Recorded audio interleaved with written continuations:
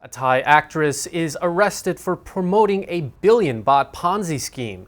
A female soldier claims she was physically abused by a senator's wife. And the office of the Thai Prime Minister apparently spent more money on advertisements than Shopee or L'Oreal. All this is coming up in today's program.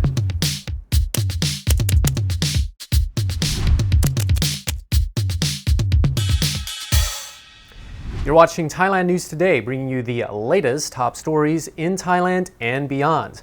My name is Jet Gunther, and in our first story, famous Thai actress Sawika Chaidet was among 19 people arrested yesterday for allegedly defrauding people of money via a Ponzi scheme. Thailand's criminal court detained Sawika, fearing that the defendant would flee if she were granted temporary release.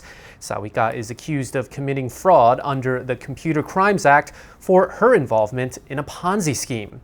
The scam persuades people to invest their money in foreign exchange through the website forex-3d.com, claiming they will make 60 to 80% profit on their investments.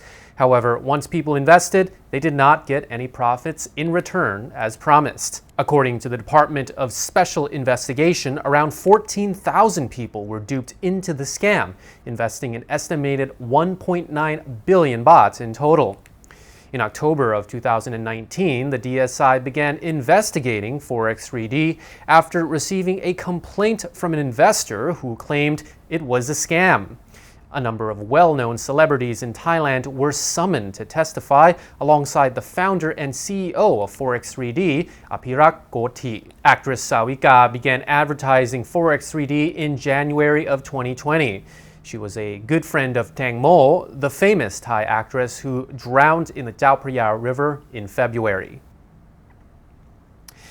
Thai netizens are curious as to why on earth the office of the Thai Prime Minister has spent so much money on advertisements after a recent poll by Nielsen ranked it in 13th place for the most money spent on advertising in Thailand. New York City-based Nielsen is a U.S. information, data, and market measurement firm with clients in over 100 countries around the world. The company produced a list of companies and industries in the Asia-Pacific region that spent the most money on advertising. The rank was created from information and data collected during the first half of 2022. The rank of Thai companies and industries was also featured in the project.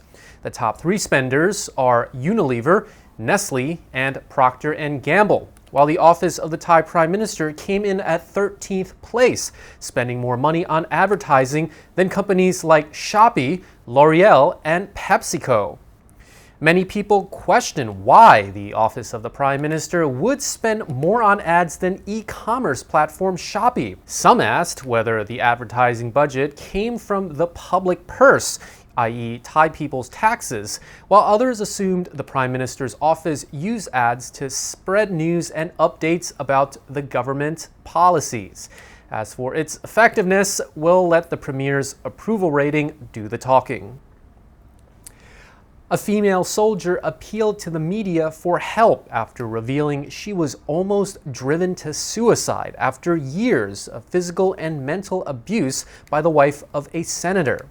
The woman contacted Thai influencer Gantat Pongpaiboonwet, who then spread the news on Facebook and helped her file a complaint against the senator's wife at a police station.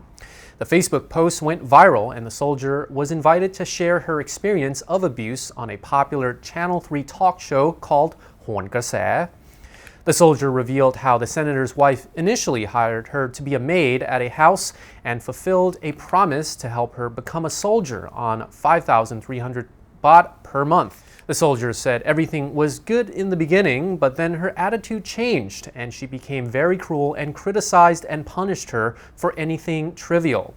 The mental abuse turned into physical abuse. Her employer slapped her in the face, shocked her with a stun gun, set her hair on fire, and stopped her salary and more. The senator's wife even made the soldier harm herself until she bled. It was at this point the soldier said she thought about committing suicide because the woman threatened to hurt her family if she escaped. The soldier added that she did not even know the real identity of the employer. She said she worked at the house for 2 years and had never seen any senators visit. Soon after her story was shared on the Hon Grase show, the platform's hosts, Ganchai Kamneut Ploy and the influencer Gantat, were both threatened by an unidentified person warning them not to help the soldier. Police have yet to comment on the situation, but we'll keep you posted on whatever updates there are. Alrighty, I'm going to try saying it in this episode, so let's see if we don't get flagged by YouTube. A new government bill on cannabis and hemp revealed that people will be allowed to grow up to 15 cannabis plants for household use while selling and advertising cannabis and cannabis-based products online and in vending machines will be prohibited. The House Committee spokesperson scrutinizing the latest bill announced that the amendment will go before Parliament for a second reading soon.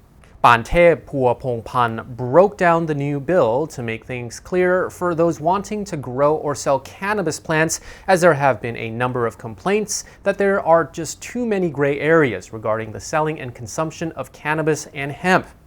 Pantep made it known that Section 18 of the bill spells out that those wanting to grow cannabis plants for household use can grow no more than 15 plants per household.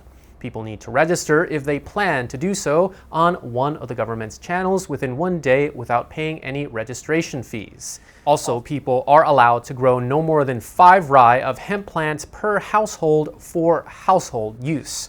Section 15 specifies that for businesses and commercial purposes, those who want to grow, process, and extract the plants for sale must seek government permission. Failure to get permission will result in fines and possible prison sentences. Meanwhile, Section 28 of the bill prohibits online advertising for the sale of cannabis flowering buds, cannabis hashish, cannabis extracts, and equipment used for smoking cannabis. Section 37 of the bill bans the sale of cannabis and hemp, their extracts, and food with cannabis and hemp as ingredients to people below the age of 20, pregnant women, and women who are breastfeeding. Section 37/1 also bans the sale of cannabis and hemp, their extracts, and food with cannabis and hemp as ingredients online and in vending machines, while promotional and marketing campaigns are also prohibited. Under the bill, the sale of cannabis would be prohibited in temples, religious premises, schools, educational institutes, dormitories, public parks, and other premises declared by the Public Health Minister. Got Samui Court decided to reduce 23-year-old Ashley Usteson's life sentence to 33 years at a hearing on Wednesday. Ashley from South Africa is behind bars in Nakhon Si Thammarat province in southern Thailand for signing for a package containing MDMA at a restaurant in Got Samui in late 2020. She was found guilty of international drug trafficking. The court initially sentenced Ashley to death and later reduced the sentence to life. Ashley's mother, Lynn, said her sentence was reduced further on Wednesday. At the time of her arrest, Ashley was dating an American man named Tristan Nettles. Tristan left Thailand on August of 2020 before Ashley was arrested. Tristan made a website claiming it was him behind the whole operation. Tristan said he was an international dark web drug dealer and that Ashley was not involved in the crime at all. Tristan had previously worked as a teacher in a school in Got Samui and claimed that he had been shipping drugs into the school for years. Ashley's relatives still believe in her innocence and post updates in their fight for her release on the Free Ashley website. And that concludes our report for this week on Thailand News Today. The show will be back on Monday. Meanwhile, you're now up to date on the Thaiger.